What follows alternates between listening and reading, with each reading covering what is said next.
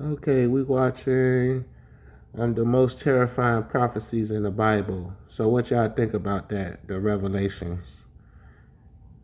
Discover the scariest chapter in the Bible, Revelation 9.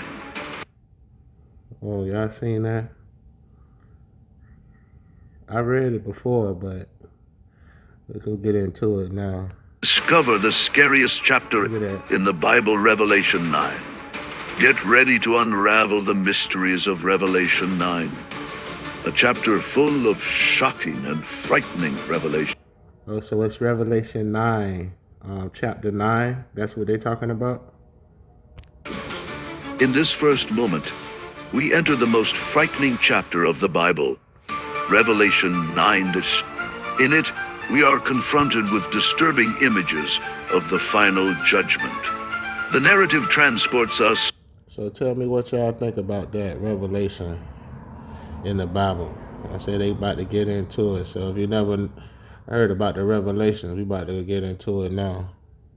To a dark reality where a burning mountain is thrown into the sea, triggering a series of catastrophic events.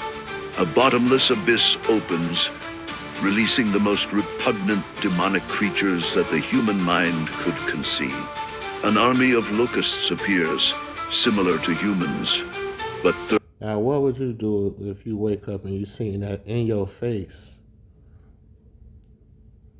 You know, what would you think? Like, what would you do?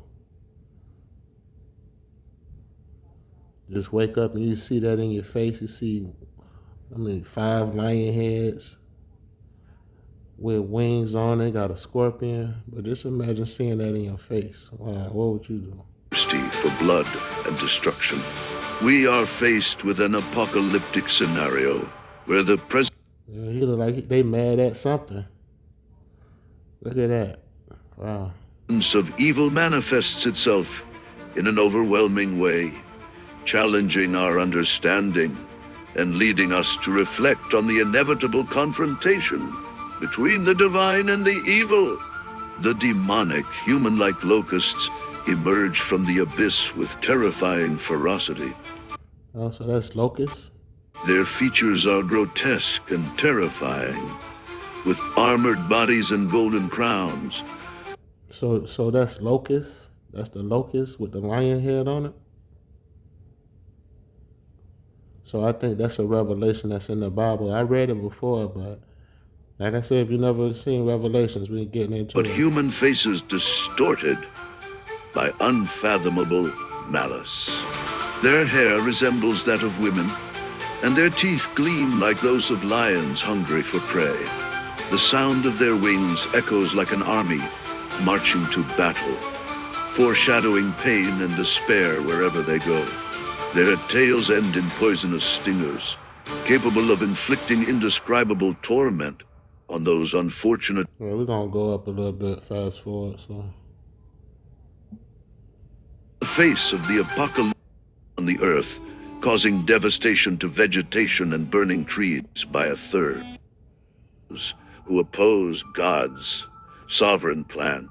In this fourth moment, we enter into the 7 judgments of God's trumpets, described in an apocalyptic way in the book of Revelation. Each trumpet brings with it a divine manifestation of catastrophic proportions. okay. In the first trumpet, hail mixed with fire and blood is thrown upon the earth, causing devastation to vegetation and burning trees by a Okay, so the first one is causing devastation to vegetation and burning trees by a third. The atmosphere fills with thick toxic smoke. Okay. third. The atmosphere fills with thick, toxic smoke, Let me back that obscuring up a the little bit. judgments of God's trumpets, described in an apocalyptic way in the book of Revelation. Each trumpet brings with it a divine manifestation of catastrophic proportions. In the first trumpet, hail mixed with fire and blood is thrown upon the earth, Okay, causing that's the devastation to first trumpet. vegetation and burning trees by a third. The atmosphere fills with thick, toxic smoke, obscuring the horizon and causing panic among the inhabitants of the earth. In the second trumpet, a fiery mountain is thrown into the sea, resulting in the death of a third of the sea creatures, and the total A fiery mountain is thrown into the sea. That's the second trumpet. Okay. So the second trumpet is a fire. They're like a volcano. But who knows how it look? We just using our imagination, but they're like a volcano. destruction of ships that cross the waters, blackened by the spilled blood. The ocean transforms into an apocalyptic scene of desolation and death. In the third trumpet, a star called wormwood falls from the heavens and poisons a third of the earth's fresh water, causing the death of many living beings that Okay, so that's wormwood. That's the third trumpet. depend on these sources for survival. The bitter taste of death spreads, blackened by the spilled blood. The ocean transforms into an apocalyptic scene of desolation and death. In the third trumpet, a star called wormwood falls from the heavens and poisons a third of the earth's fresh water, causing the death of many living beings that depend on these sources for survival. The bitter taste of death spreads across the land like a dark omen of divine judgments to come. In this fifth crucial moment, we witness one of the most shocking judgments described in Revelation 9. A fiery mountain is thrown into the sea with unimaginable violence, causing a chain reaction of destruction and death. The impact of the collision creates gigantic waves that swallow entire ships, leading to the death of an impressive number of sea creatures. All right, now who in there know how to swim? Now imagine that being dumped in the ocean. Like being dumped in the ocean in the middle of the sea. Even if you know how to swim, look like you wouldn't even survive in that. And that's the revelation. That's part of the revelation. So you have to be careful. It say good versus evil. So what side you on?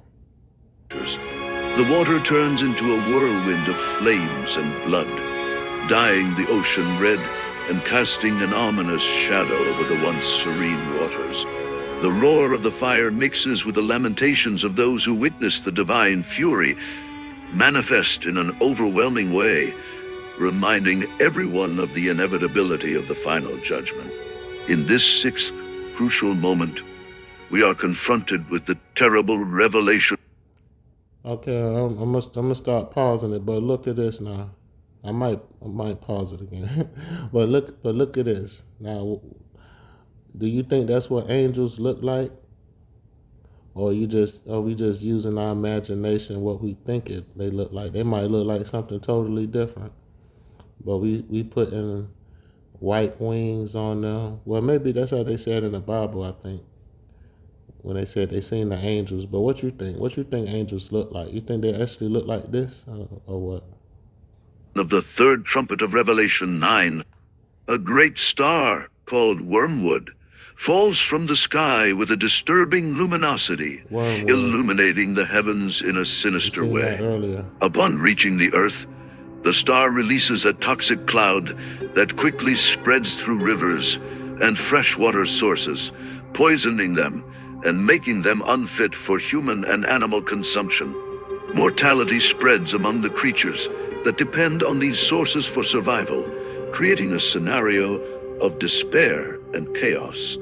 The acrid smell of wormwood permeates the air, announcing the arrival of death and devastation. Okay. Nature writhes in the face of widespread contamination, revealing the fragility of life in the face of the relentless judgments of God. In this seventh crucial moment, we are confronted with the prophecy of the third trumpet of Revelation 9. A star of dense darkness falls from the heavens, shrouded in mystery and terror. Its impact on the earth is immediate and devastating, triggering a chain reaction of apocalyptic events. So is that the wormwood? It said Revelation 9, but it looked like they talking about the wormwood again. Okay, so they did the star strikes the ground with supernatural force, opening a deep crack that stretches for miles. Oh, let me back it up a little bit. Impact on the Earth is immediate and devastating, triggering a chain reaction of apocalyptic events. The star strikes the ground with supernatural force, opening a deep crack that stretches for miles on end. From its dark interior emerge creatures never before seen, dark and imposing beings that seem to defy the laws of nature. The ground trembles and writhes before the sinister presence of these demonic entities, whose eyes shine with ancient malice. A scream echoes across the earth. So that's what all happened when the revelation come. I hope y'all ready, man. All that's supposed to happen. That's what they saying. So I don't know if you believe that or not, but but they got it from somewhere. So somebody believe in it. So what you think? What you believe it or what? As the creatures advance relentlessly towards urban centers, leaving a trail of destruction and despair in their wake. The sky becomes a whirlwind of shadows and ash, obscuring the sun and casting the world into absolute darkness. This is the moment when humanity finds itself facing the abyss, literally facing the eruption of evil in its That was like purest the end of the and most world. terrifying Like really. form. In this eighth crucial moment, we are confronted with the terrifying revelation of the demonic locusts released from the bottomless pit described in Demonic Revelation 9. locusts.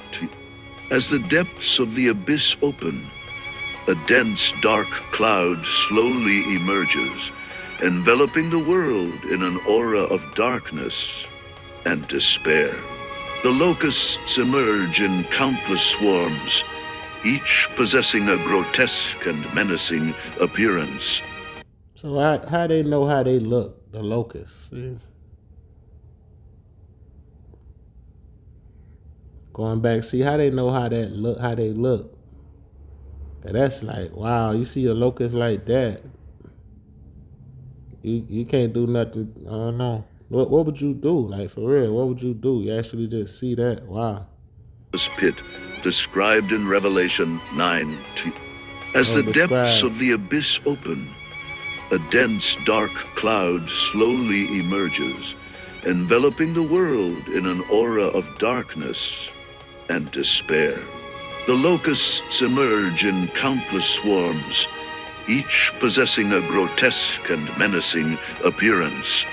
Their wings resound with a deafening buzzing, echoing like an ominous omen of impending doom. Their sharp jaws gleam in the moonlight, distorted by the toxic smoke that spreads through the air. Toxic The smoke. locusts advance in a relentless march, devouring everything in their path with insatiable voracity. Those without the seal of God on their foreheads are helpless targets before the fury of these demonic creatures, whose purpose is to sow chaos and destruction throughout the earth. So that's the mark of the beast. That's on their forehead. That's what they're talking about. Yeah, let me see. The locusts advance in a relentless march, devouring everything in their path with insatiable voracity. Those without the seal of God on their foreheads are helpless targets before the fury of these demonic creatures, whose purpose is to sow chaos and destruction throughout the earth. This is the moment when humanity finds itself surrounded by a horde of infernal beings, witnessing the absolute horror of divine judgment manifested in the most terrifying form imaginable. In this ninth pivotal moment, we are confronted with the terrifying introduction of the four diabolical mercenaries. Okay, we at the end. I think we at the end, the ninth one. I thought we was on the ninth one already, but I don't know how they doing it. The in what order, but All right, let me back it up a little bit. We can listen to this last one. Chaos and destruction The throughout seal the of earth. God. This is the moment when humanity finds itself surrounded by a horde of infernal beings, witnessing the absolute horror of divine judgment manifested in the most terrifying form imaginable. In Imaginable. this ninth pivotal moment, we are We are confronted confronted with the with the terrifying terrifying introduction introduction of the of the four four diabolical diabolical mercenaries, mercenaries. freed from the chains of eternal darkness to sow chaos and destruction upon the earth. Each of these sinister beings carries with them an aura of malice and supernatural power, capable of inflicting terror on the bravest of hearts. The first mercenary emerges from the shadows with a grotesque appearance, covered in black armor that reflects the moonlight distorted by the evil presence. His eyes glow with a maddening flame, while his sharp claws tear at the fabric of reality. The second mercenary emerges from the toxic fog, his presence shrouded in darkness and despair. His pale skin glows in the light of the abyss, revealing ancient marks of a dark past. His wings stretch out like living shadows, casting a pall of fear over those who dare to face him. The third mercenary advances with heavy, rhythmic steps, his empty gaze echoing the emptiness of a soul lost forever in eternal darkness. His voice resounds like the wail of the damned, echoing through the darkest recesses of the human mind. The fourth mercenary appears as a specter of Oh death. yeah, that looked scary. Let me see. I'm gonna back it up one more time. The second mercenary emerges from the toxic fog, his presence shrouded in darkness and despair. His pale skin glows in the light of the abyss, revealing ancient marks of a dark past. His wings stretch out like living shadows, casting a pall of fear over those who dare to face him. The third mercenary advances with heavy, rhythmic steps, his empty gaze echoing the emptiness of a soul lost forever in eternal darkness. His voice resounds like the wail of the damned, echoing through the darkest recesses of the human mind. The fourth mercenary appears as a specter of death itself, enveloped by an icy aura that sucks the life from around him. His skeletal fingers point to the heavens in a gesture of defiance to the Creator himself, while his laughter echoes like a harbinger of the end of times. In this 10th crucial moment, we are led to the climax of the apocalyptic narrative contained in the book of Revelation. The seventh trumpet resounds with supernatural intensity, announcing the imminent coming of the kingdom of God and the final judgment upon the nations. The sky lights up with lightning and thunder, echoing the divine majesty that manifests itself before the astonished eyes of humanity. The temple of God opens, revealing the Ark of the Covenant and unleashing a sequence of cosmic events that shake the foundations of the universe. Heavenly voices sing songs of praise, announcing the triumphant arrival of the King of Kings and Lord of Lords. So, is y'all ready for y'all the arrival? Cause look like we need to be ready. I don't know. So, what you doing to get ready to be prepared? Cause just to see those type of things, I don't know. Did that make you want to do better, or you just like, hey, this just like doesn't mean anything, just for entertainment? Like, what you think about all this? The most terrifying prophecies. Okay, come on, let's get back into it. Earthquakes shake the earth, announcing the consummation of the age and the establishment of Christ's eternal reign over all creation. A hailstorm falls from the sky, purifying the world of the impurities and injustices that afflict it. At this solemn moment, we are reminded of God's absolute sovereignty and the certainty of the ultimate victory of good over evil. Prepare to witness the epic conclusion of this age-old saga and be ready to face the consequences of your choices before the all-seeing, all-knowing King